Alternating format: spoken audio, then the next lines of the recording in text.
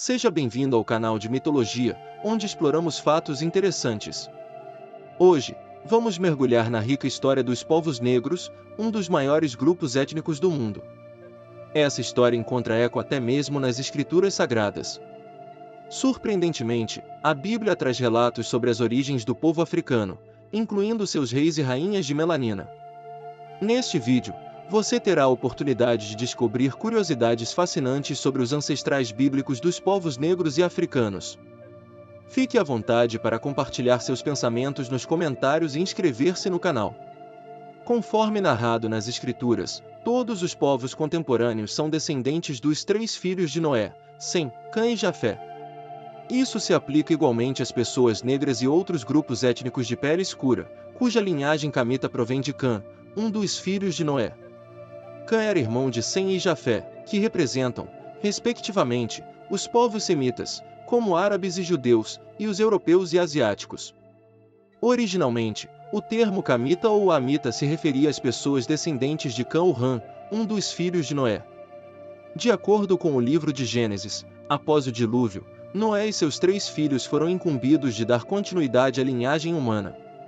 Apenas 8 pessoas sobreviveram: Noé, sua esposa, seus 3 filhos e as esposas destes.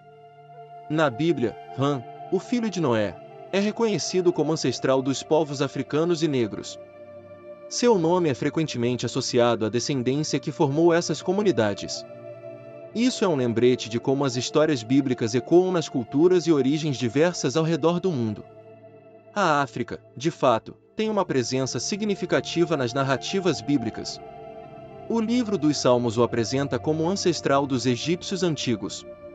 É notável que, desde a antiguidade, tradições rabínicas e contos ancestrais do povo judeu, bem como outras tradições antigas, frequentemente o identificaram como ancestral dos povos africanos. Além disso, todas as interpretações sobre os filhos de Rã apontam para países e regiões africanas. Curiosamente, o próprio nome Rã em aramaico, hebraico e outras línguas antigas significa queimado ou escuro, em referência ao tom de pele de seus descendentes. No capítulo 10 do livro de Gênesis, especificamente entre os versículos 6 e 14, é possível encontrar mais informações sobre a linhagem de Rã, também conhecida como os Amitas. O texto apresenta os descendentes de Rã, incluindo Cu, pai de diversos povos africanos, e Misraim, pai dos egípcios antigos. É relevante mencionar que tanto judeus quanto árabes, entre outros povos, referem-se ao Egito como Misraim em relação ao seu originador. Outros filhos de Rã são conhecidos como Fut e Canaã, sendo que Canaã é o pai dos cananeus, mas não dos africanos. É importante compreender que Canaã representa uma região distinta de pessoas. Os filhos de Cu incluem Avilá, Saptá, Septica, Rama, Shiba e Nimrod. No início de seu reinado, Babel estava entre as cidades sob seu domínio. Nimrod, um ancestral dos antigos povos da Babilônia, fundou cidades na Síria após a partida dos Sumérios. Misraim, por sua vez, foi ancestral dos Luditas, povos do norte da África. Além disso, os Amonitas, Leabitas e Patruzitas são identificados como descendentes desses filhos de Rã. Misraim deu origem a várias nações e povos, incluindo o povo etíope. Todos os etíopes traçam sua linhagem até Cu.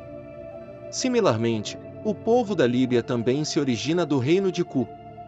Essas nações e povos, gerados a partir de Cu, filho de Rã, não estão confinados apenas a Cu e Núbia.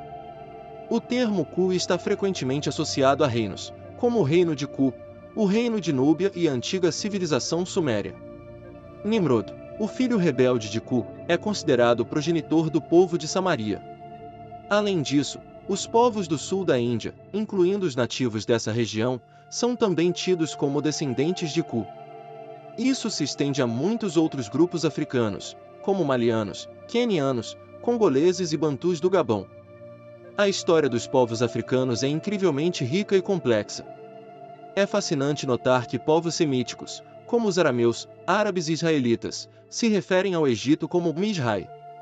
Essa designação encontra eco em várias línguas antigas, incluindo o árabe, aramaico e hebraico. No livro dos Salmos, no capítulo 78, verso 51, é mencionado que todas as primogênitas no Egito foram derrubadas, sendo as primeiras casas nas tendas de Ram. Além de Misrai, Cã teve um filho chamado Put, ou Fut. Uma curiosidade intrigante é que o nome Put tem origem na palavra que significa marco, referindo-se a caçadores tribais na África. Put é considerado o pai dos líbios negros, nativos da Líbia, bem como de diversos outros povos africanos.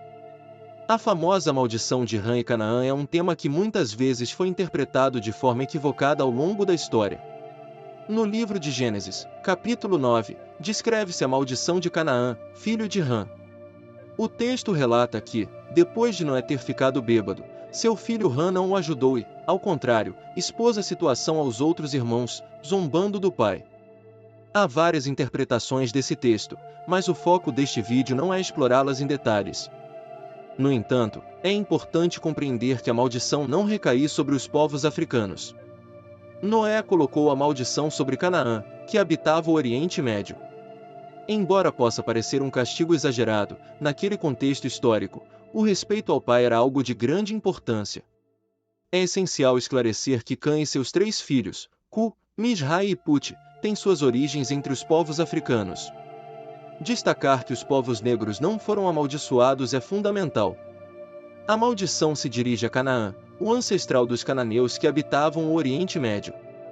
É um equívoco grave e uma interpretação incorreta sugerir que os povos africanos foram amaldiçoados.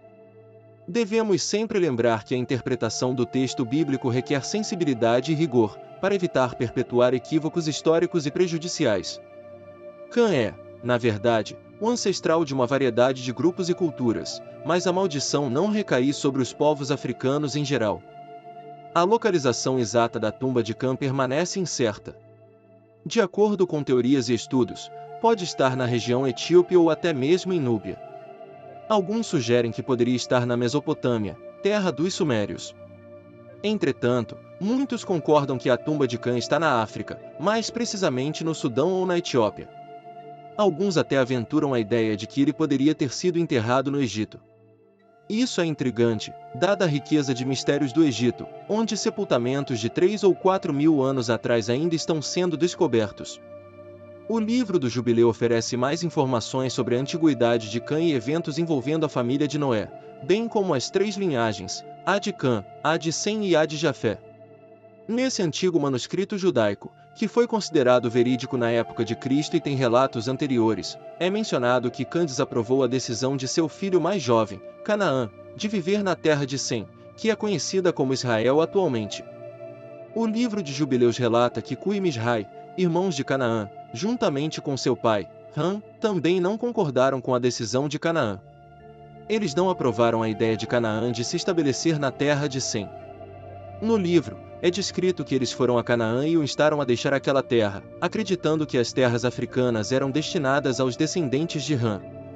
No entanto, Canaã desobedeceu e continuou habitando naquela terra, ignorando a vontade de seu pai e de seus irmãos Misrai e Cu. O livro dos Jubileus também relata que Ram foi o fundador da primeira cidade e da primeira província após o dilúvio. Ele nomeou a cidade em homenagem à sua amada esposa. Agradeço a todos que acompanharam até agora. Por favor, compartilhem o vídeo para que mais pessoas possam assisti-lo e inscrevam-se no canal. Espero vê-los em breve.